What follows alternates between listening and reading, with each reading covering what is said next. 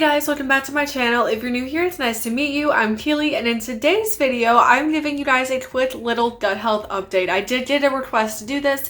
For anyone that's new to my channel, I do have IBS and a gluten/lactose intolerance. So without further ado, grab a drink, pop a squat, and let's get started. Also, for anyone that guessed in my previous video, I got a little bit of a hairstyling thing going on. So you see how short those layers are?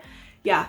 I got my hair a little bit trimmed up and redid my layers, and I just really liked how it turned out. So a little bit of a change for 2021. I'm not going to say new hair, new me because it's not as dramatic, but I still love the way it turned out. 2020, of course, was very stress inducing and definitely anxiety inducing, and it was crazy. So for the most part, we did okay. We did okay throughout the year, but I did notice that like when lockdown first happened, I didn't want to get out of bed. I literally, all I wanted to eat was junk food, like comfort food and that kind of thing. And it was just kind of like, I know I shouldn't, but I really want it. And I basically was arguing with myself. It was an internal argument every single day, but there was bloating basically every day. Besides eating food, I did notice that even when I didn't eat, that I got bloated, and I still looked like I was preggo.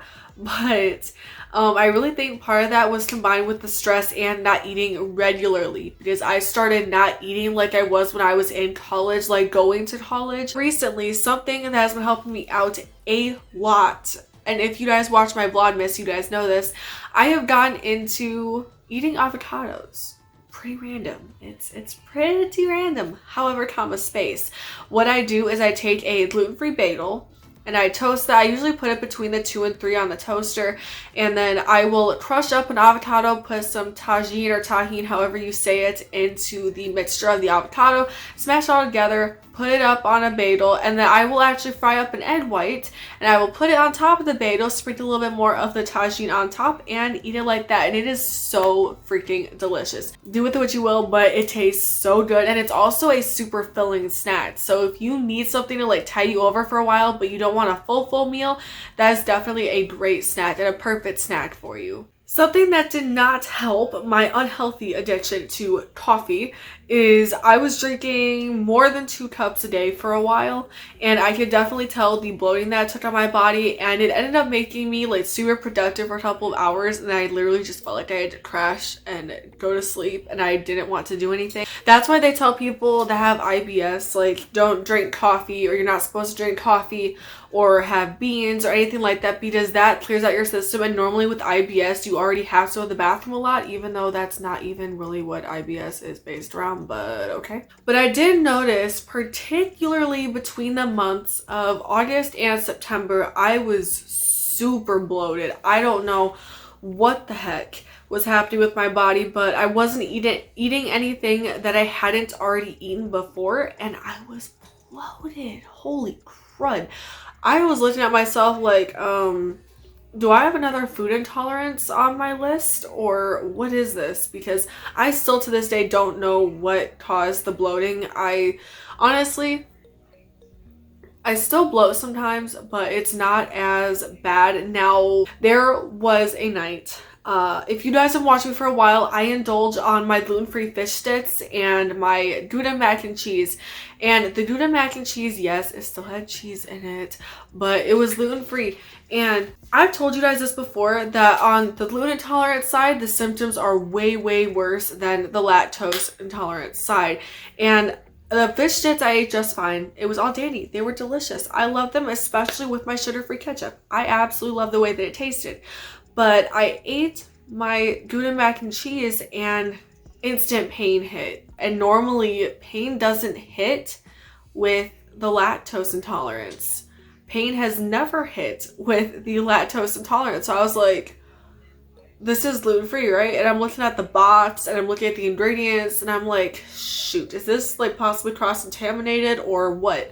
So that whole night was kind of like me suffering, because I experienced everything that I normally experience with gluten, and that would be the pain, the discomfort, going to the bathroom, not being able to go, the instant headache. Oh, the brain fog was horrific.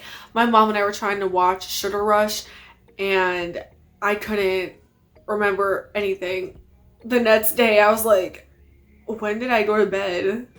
What did we do last night? And we recently had another scare, kind of. So even though with IBS, I have this really bad habit. Like, I've been eating some of these foods my entire life, and there's just some things that I cannot let go. Like, I refuse to let it go until I move into my own place with my own fridge and my own pantry, and I only bring in the things that I can eat so that I stop indulging so much. And I'll just be like, hey, I'll indulge at my mom's house. But my sister's friend brought some like macadamia nuts, and they tasted so bomb. But I was eating them and I was just like, you know, throwing them in my mouth. They tasted so good. They were honey roasted macadamias.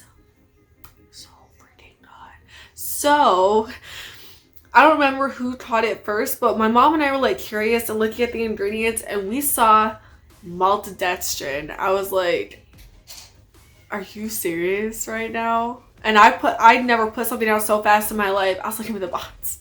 So it never said which maltodextrin, because there's wheat maltodextrin and there's corn maltodextrin. So do not do what I do. If you do what I do, like, that is on you. That is all you. You know, I'm telling you right now, you don't have to do what I'm doing. You don't have to eat what I'm eating, because I know back here in my head, I know I'm not supposed to be eating it, but it tastes so good. And really the only other thing that I could say about anything, I'm pretty sure this isn't gut related, but I will say what you put into your body affects your skin very much so, because I have been breaking out like it's nobody else's business, and I'm like, what is happening? So I don't know. I still don't know what I've been eating. Like, my gut feels fine, and you know, yes, I bloat, but it's not to the extent that most people would think. But holy cannoli, whatever I'm eating is making my face break out, and I'm so thankful for Physicians Formula makeup for making it look like I'm not having an immense breakout, because holy crud, I don't even know what's happening. Like, if you guys watch my morning routine, I was breaking out. You could see that I had a big breakout over here. You can kind of see like the spot, but it's not as bad. So I'm happy with that. So if you guys want to know anything else about my background with IBS or my food intolerances, I actually have 2 diagnosis videos, and if you guys want to check them out, I will have them linked down below for you guys. So I love you to the moon and back. Hope you all are having an amazing day, and I will see you guys in my next video. Bye. Love you guys.